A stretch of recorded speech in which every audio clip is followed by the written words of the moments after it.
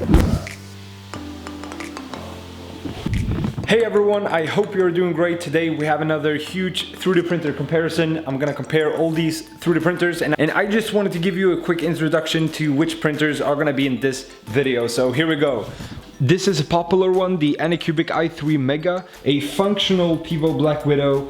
The Snapmaker, this is not just a 3D printer, but it also does laser engraving and CNC engraving. So a very interesting product.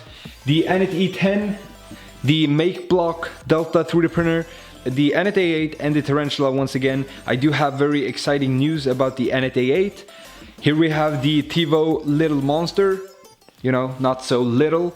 The Tevo Tornado, very nice. The original CR-10, as well as the upgraded version, the CR-10S. And simply because I could not fit any more 3D printers on this table, I have the CR-10S5 over here. Absolutely humongous 3D printer, and I think that's a pretty good selection of 3D printers. So let's get started. Boom. The Anycubic i3 Mega is $360. It's a very refined and complete 3D printer. No doubt one of the few 3D printers I've been getting consistent results from. I've had it for 6 months and it's been working very reliably during that period of time, which is very important. It's what I would say one of the key factors to what is a good 3D printer. However, we are looking at a pretty mediocre build volume of 210, 210 and 205 millimeters. Make that what you will, but for me personally, I'm not saying for everyone, but for me personally, build volume is right up there with consistent results. It's a key factor, and the only reason I'm not using this printer. For a lot of you, this will probably be enough. You have to line up your key factors and make decisions based on what you think is important. Dual C-axis motors, a Bowden setup, a very nice heated bed actually, and you get this filament sensor that makes multi-color prints a bit easier. PLA, beautiful. Nylon, no problem. ABS, super nice. Flexible filament, not so much. It was the only filament I didn't get good results from, so keep that in mind. But all in all, it is nice. So here we have the Tevo Black Widow, a way more substantial DIY 3D printer in the $400 range. We have a bit more to play with here. We have a build volume of 350 by 250 by 260 millimeters. Opposite to an already assembled 3D printer, the Black Widow is a DIY kit, meaning it will arrive in a box with a bunch of parts that you will have to assemble following a manual. And some people really do like the DIY experience, and I encourage it because it's a great way to learn. However, this has been a highly discussed 3D printer. The Black Widow only a year ago was very unpredictable. People reporting their machine didn't work, obvious oversights in quality control. They have now addressed most of these issues, and now it's an okay machine. You know, A+ on the mechanical side of things. The frame is just, you know, you could drop it out of an airplane and it wouldn't survive. Okay, frame's good, motor's good. The 24-volt bed heats up very quickly. They added a MOSFET to it. Previously, they had problems with the power supply that would burn. That should be fixed now, but I still see people posting pictures of blown out components. So to end on a good note, and really the one thing I'm using it for, so out of all these printers, only 2 of them are using a direct drive extruder. The Black Widow was one of them. The extruder is what pulls the filament down the heat block, and with a direct drive system, that distance is very short. On a Bowden setup, that distance is very long, causing a lot of friction, and flexible filament being like boiled spaghetti, it buckles and it fails inside here. So the Tevo Black Widow is not just gonna be able to print flexible filament better and more reliably, but double, even triple the speed. So basically, well, really the only time I would recommend the Tevo Black Widow is if you're gonna print a lot of flexible filament.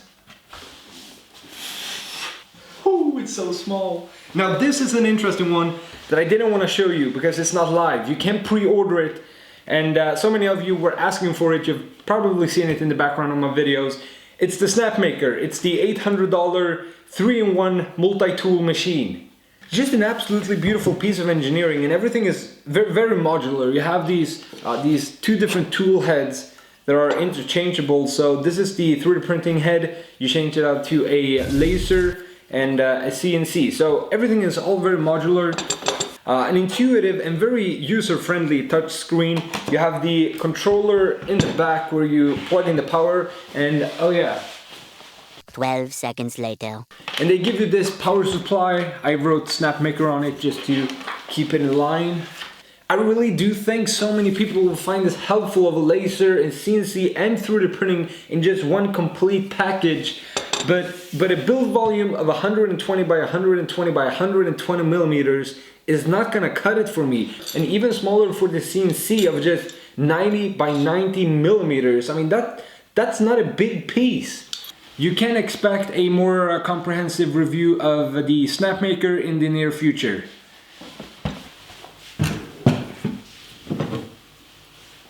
The Anet E10, very similar to the CR-10 in a lot of ways. It is a fully assembled 3D printer, just install the corner brackets, a very minimal amount of time assembly required. A decent sized bed of 220 by 270 by 300 millimeters, and at the price point of $270 you are getting the Bowden setup, you are getting a heated bed, the electronics are enclosed, dual Z-axis motors. Looks good on paper, but that was not the reality. I actually made a list of the problems I had. So the first problem was the bent bed plates. They were so soft, I didn't have to apply much pressure to bend them, and I mean, yeah, you know, so it's not so much a shipping problem as an engineering problem. The bed was also hitting the frame, misaligned X-axis pulley, a lot of play in the X and Z-axis gantry, no MOSFET controller inside the electronics box, which I would argue that they need with that motherboard.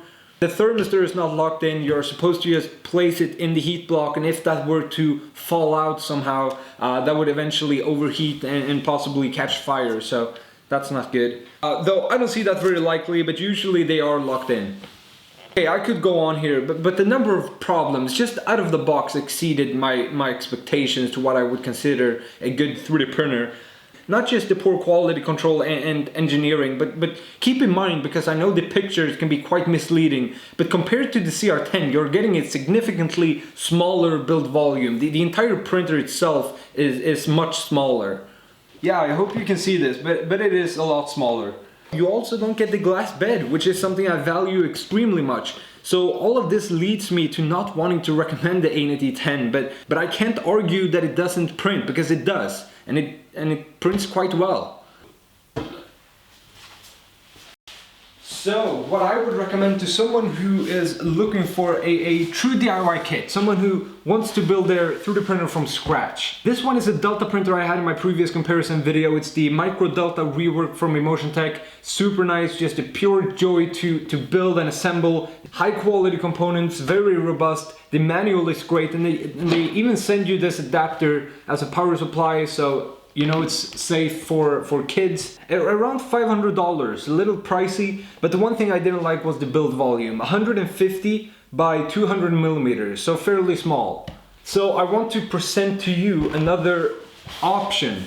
This is the mGiraffe Delta 3D printer for around $600. So again, not the cheapest on the market, but a great kit nonetheless for anyone who wants to build their 3D printer from scratch. Just like the Micro Delta, it was just such a enjoyable experience to build it. The manual is great. It shows in very great detail how to assemble everything. So great for kids. You get an adapter, so again, great for kids. However, the reason I wanted to show you this one is because if you have been checking out the Delta rework, this one has a significantly larger build volume of 220 in diameter and 300 millimeters tall, so quite a significantly larger build volume, which is great. But you are trading off a heated bed platform, which the Micro Delta has. This one doesn't have a heated bed, and because of the Bowden setup, you're not going to be able to print flexible filament very well, so expect mostly PLA from this machine. Boom.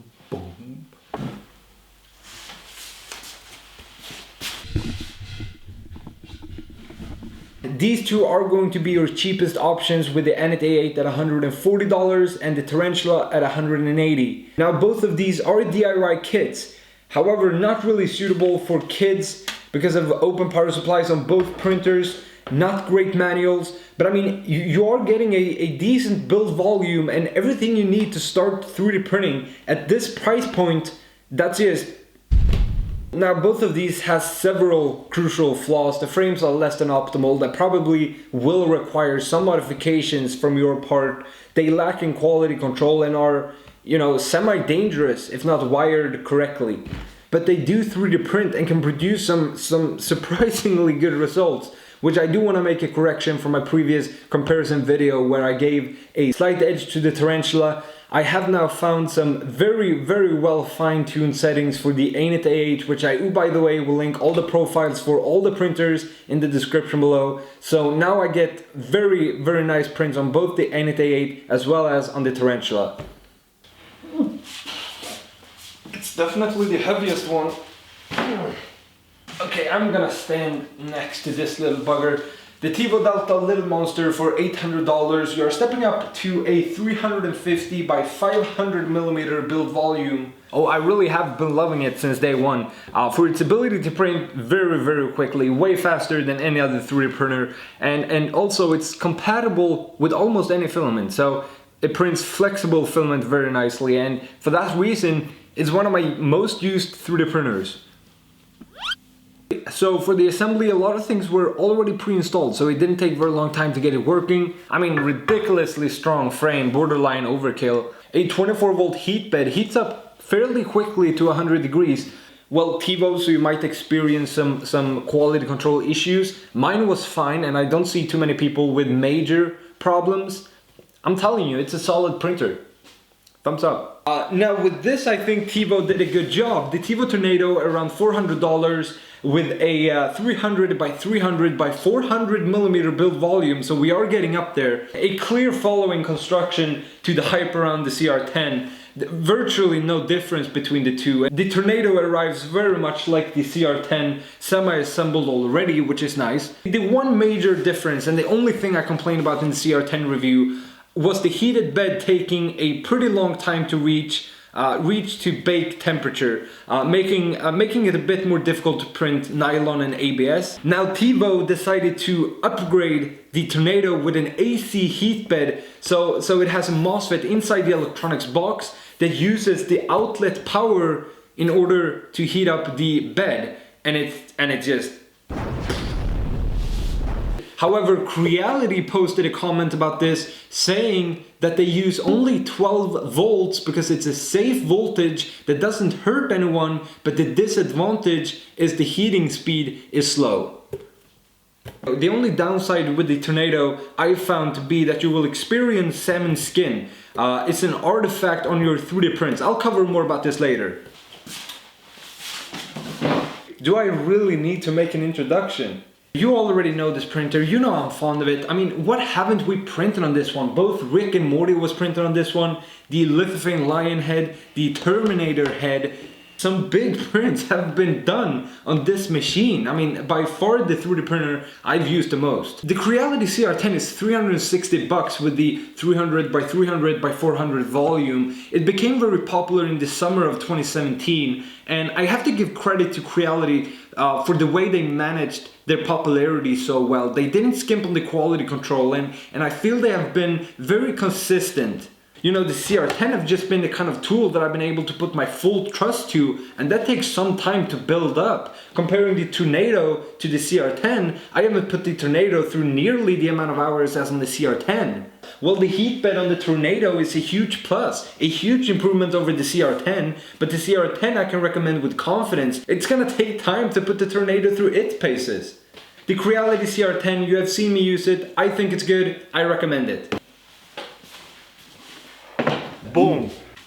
From the CR-10, they decided to release an upgraded version called the CR-10S. Same specifications, but with a couple of upgrades for $460, so $100 more expensive than the original one. So I'm just gonna cover those upgrades and whether I think it's worth upgrading or not. One of the key upgrades is a filament sensor that will pulse your 3D printer whenever you run out of filament. Sounds great, but out of all the 3D prints I've ever done, I've never run out of filament without noticing. It's not like you're gonna turn on your 3D printer and walk away for 48 hours. That's not gonna happen. If you see you're about to run out of filament, you change the filament roll. It's as easy as that, you know? The other big upgrade they did, they installed a second lead screw and a second C-axis motor, which I haven't seen any significant increase.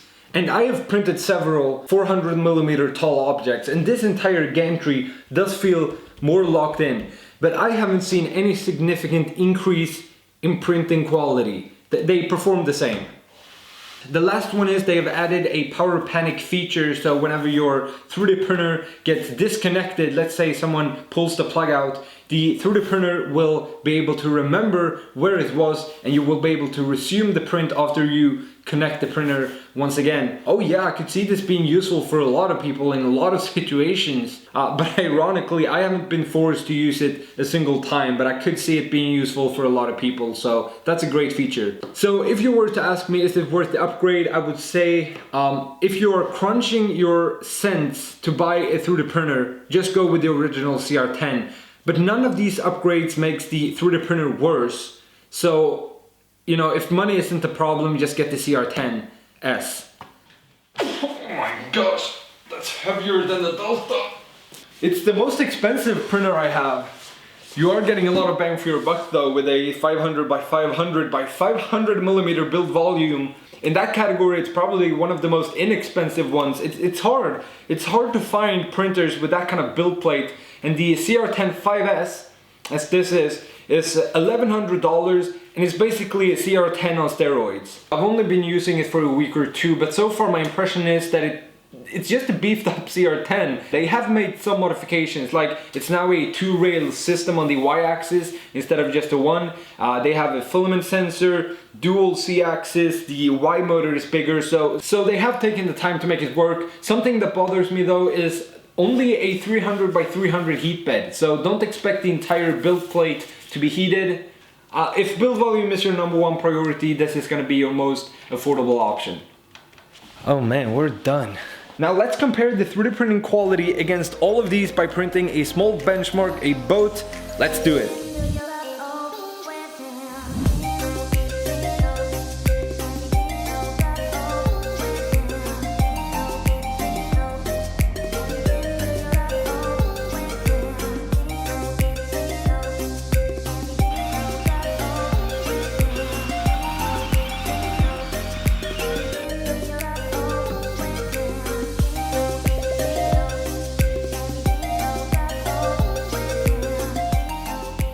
The point of this is just to give you a quick understanding, an idea of what you can expect in terms of printing quality from each printer. By using the same settings like speed, number of parameters, infill percentage, okay, I'm gonna redo that. Settings like speed, number of parameters, infill percentage, layer height, across all the printers.